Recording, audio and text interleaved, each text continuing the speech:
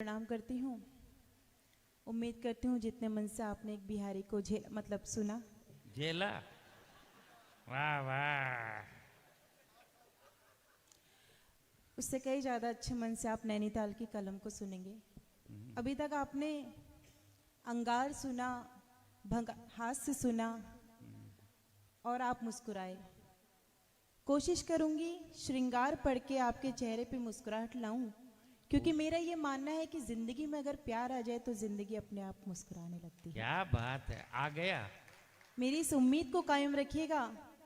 ये ड्रेस की बात कर रहे थे तो मैं बस इतना कहना चाहती हूँ, प्यार और दुलार का परिवेश जहाँ से लाई हूँ, सच मानिएगा संस्कृति और संस्कार की ये ड्रेस वहीं से लाई हूँ। क्या बात है, जिंदाबाद। बहुत मन से आप सुन रहे हैं और सभी शेरों को और शेरनियों को प्रणाम करती हूँ, क्योंकि जिस तरह का ये आयोजन आज यहाँ आयोजित किया गया है, सभी आयोजक मंडल को बधाई देती हूँ, शुभकामनाएं देती हूँ, आभार व्यक्त करती हूँ कि हम सबको एक ऐसे आयोजन का हिस्सा बनाया जो कवि सम्मेलन नहीं बल्कि एक पारिवारिक आयोजन लग रहा है। क्या बात है, जिंदाबाद। और यहाँ आए हुए हर एक कवि और कवित्री को ऐसा लग रहा है कि हम अपने ही परिवार के बीच में अपनी कविता को पढ़ रहे हैं। मेरे बगल में दीदी बैठे, उन्होंने यही बोला कि पहली बार इतना अच्छा कवि सम्मेलन चल रहा है जहाँ हर एक कवि को एक से बढ़कर एक तालियां और प्यार और आशीर्वाद मिल रहा है। एक बार अपने लिए जोरदार तालियां बजा दीजिए। स्वागत। अध्यक्ष महोदय आदरणीय पद्मश्री सुरेंद्र शर्मा जी की अनुमति लेते हुए काव्य पाठ प्रारंभ करती हूँ और शुरुआत करना चाहूंगी इन पंक्तियों के साथ। घुटन को छोड़ शहरों की तुम्हारे गांव आई है। वाह। परिचय केवल मेरा नहीं बल्कि यहाँ उपस्थित हर एक नारी को अपने से जोड़ करके कहना चाहूंगी, जो शायद घर से बाहर अकेले निकल के अपने एक मुकाम को पाने के लिए जाती है, परंतु देश की सभी कुरीतियों का सामना करते हुए भी जब वो मुकाम को पाती है तो कहती है, घुटन को छोड़ शहरों की तुम्हारे गांव आई है, मोहब्बत दूर से चल कर के नंगे पांव आई है। वाह।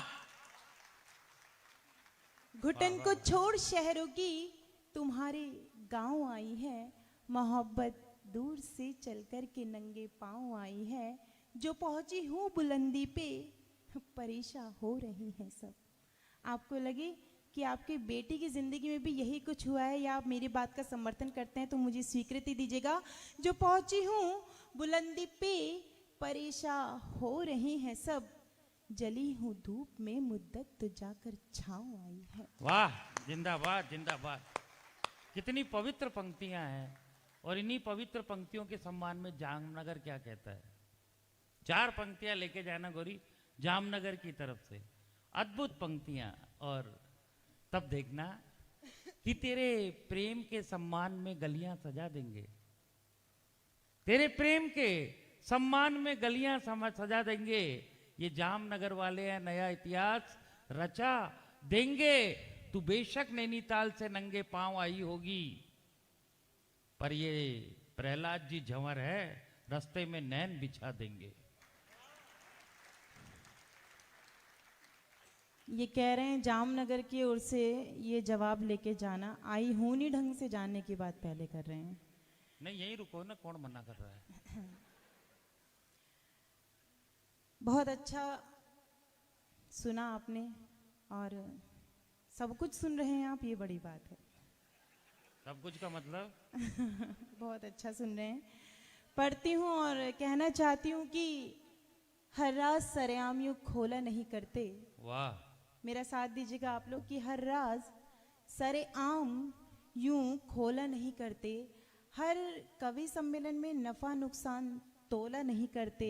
और थामिएगा और इसके बाद बताइएगा अगर मैंने सच्चाई कह दी हो। हर राज सरेआम यूं खोला नहीं करते, हर कवि सम्मेलन में नफा नुकसान यूं तोला नहीं करते। और जब गौरी मिश्रा सुना रही हो श्रोताओं को कविता, दद्दू जी बीच में बोला नहीं करते। वाह वाह वाह वाह वाह वाह वाह। सुन, ये निगाहें यूं ही नहीं हर किसी के आगे झुकती है, ये निगाहें यूं ही नहीं किसी के आगे झुकती है, ये महफिल इसी बिना बात यूं ही नहीं सस्ती है। तुमने कहा है कि इश्क को राज बनाकर रखना, पर इश्क मुश्क खुश्क और खांसी छुपाए नहीं छुपती है, छुपाए नहीं छुपती है।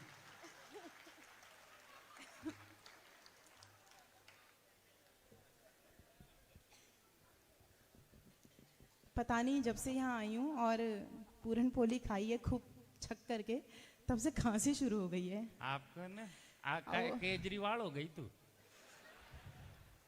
आइए, आदरणीय दोनों आ चुके हैं। आपके लिए ही आए हैं। इनका आना इसलिए भी जरूरी था क्योंकि इन लोगों ने ही जबरदस्ती 1 2 3 4 पूरी 6 की 6 मुझे पूरन पोली खिलाई, ये कह के कि इतनी सी तो हैं। ऐसा कुछ नहीं है, अग्रवाल साहब तो बीवी को पूछ के आए हैं कि देख लूं क्या, फिर उन्होंने अनुमति दी, जब आके बैठे आगे। देखिए, अग्रवाल सर जी के लिए आप कुछ मत कहिए, वो बहुत अच्छे इंसान हैं और नहीं, इतने मैं अच्छे इंसान हैं कि हर किसी को उनसे मोहब्बत हो गई है। वाह। और क्यों मोहब्बत हुई है, हाँ, खास तौर पे हमारी बड़ी दीदी कह रही थी कि हम कवित्रियाँ जब आयोजकों से उनकी सेवा भगत और उनकी मेहमानदारी से खुश हो जाते हैं तो कवि सम्मेलन सफल हो जाता है। बेशक। तो जो मोहब्बत हमें इनसे हुई है, मैं 4 पंक्तियों में बताना चाहती हूँ। न दुआ से मिलती है न दवा से मिलती है, ये मोहब्बत रहमत खुदा से मिलती है। और क्यों करने लगे हैं हम मोहब्बत अग्रवाल जी से, क्योंकि इनकी सूरत हमारे बड़े भैया से मिलती है। वाह वाह वाह वाह वाह। पहले अग्रवाल जी बहुत राजी हुए, बाद में पता पड़ा जीएसटी कट गई। तब कहना चाहता हूं कि अगर सुनसान गली होती तो क्या यूं ही तू डरती? अगर सुनसान गली होती तो क्यों यूं ही डरती? क्या दूसरी महफिल होती तो तू भी यूं ही मरती? ये तो भाई से सूरत मिली तो भाई मान लिया, अगर पिया से सूरत मिलती तो गोरी क्या करती?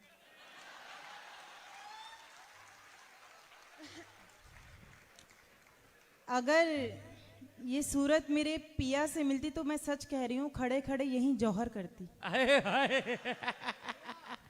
क्योंकि हमारी संस्कृति में सब कुछ बर्दाश्त है समय सिवाय की इसके। मर्यादा को देखते हुए ये सब और करना पड़ता है।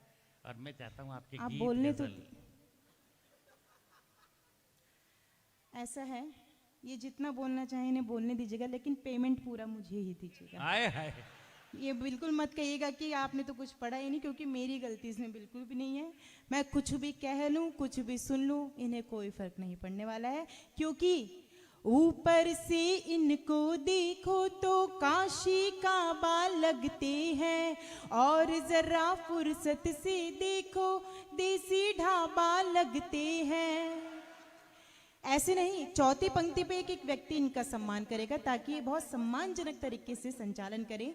ऊपर से इनको देखो तो काशी काबा लगते हैं, और जरा फुर्सत से देखो देसी ढाबा लगते हैं। इनके ऐसे हाव भाव पे जब मैं चिंतन करती हूँ, इनके ऐसे हाव भाव पे जब मैं चिंतन करती हूँ, मुझको सच्चे डेरे वाले झूठे बाबा लगते हैं। मुझको सच्चे डेरे वाले झूठे बाबा लगते हैं। बताओ मुझको बिना सच्चे डेरे वाले झूठे बाबा लगते हैं। सुन, बाबाओं की कोई गलती नहीं है। 4 पंक्ति सुनना कि कई छंद मिलते हैं तब जाके गीत बनती है। कई छंद मिलते हैं तब जाकर गीत बनती है। कोई ढंग का आदमी मिले तो जाकर मीत बनती है।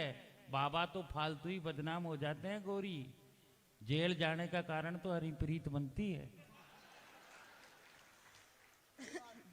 कोई रिस्पांस नहीं दिया लोगों ने खास, क्योंकि वो रिस्पांस यही गाय को जानते देंगे वो। हैं कि प्रीत की बात मत कीजिए, यहाँ राधा से ही मन की प्रीत और मीरा से ही सारी संस्कृति बनती है। क्या बात है, जिंदाबाद। आइए अब गीत और छंदों गजलों की बात तरफ। इन्होंने की है, तो छंद के ही माध्यम से हास्य इस आंगन में पहुंचाना चाहती हूँ, जो शायद इस मंच से पहली बार आप सुनेंगे। कहना चाहती हूँ, कुशल सुनार ने लुहार से कहा कि यार हीरे को तू अंगूठी में जड़ नहीं पाएगा। वाह। कुशल सुनार ने लुहार से कहा कि यार हीरे को तू अंगूठी में जड़ नहीं पाएगा। इतनी रात को आप फोन चला रहे हैं। नहीं, मैं तो हीरे को जड़ रहा हूँ अंगूठी में।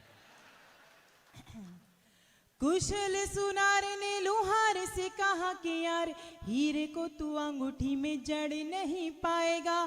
काला अक्षर ये जो भैंस के बराबर है, लिख दूं हथेलियों पे पढ़ नहीं पाएगा। काला अक्षर ये जो भैंस के बराबर है, लिख दूं हथेलियों पे पढ़ नहीं पाएगा। कितनी भी कोशिशें करता रहेगा मेढक, ये दावा है पेड़ पर चढ़ नहीं पाएगा। और इसके बाद बताती हूँ, गीदड़ ने जंग जीती होगी घर ही घर पे, शेरनी के सामने तू लड़ नहीं पाएगा। वाह वाह वाह वाह, अपन इस चक्कर में पड़ते ही नहीं है। देख सुन, तूने कहा गीदड़ शेर तो सुन ले। बेशक बेशक बेशक मैं तेरा नहीं, लेकिन ये भी नहीं गैर है। बेशक मैं तेरा नहीं, लेकिन ये भी नहीं गैर है। और सच मानना कविताओं में नहीं चलती किसी की खैर है। मैं गीदड़ हूं, चल गीदड़ ही रहने दे मुझे, इनमें से कोई पसंद कर ले, सारे ही शेर है। मैं जानती चलो, हूँ कि कविता। यहाँ बैठा हुआ हर एक शख्स शेरों में शेर है, लेकिन ये भी सच्चाई है यहाँ की शेरनी नामक पत्नी के आगे वो ढेर है।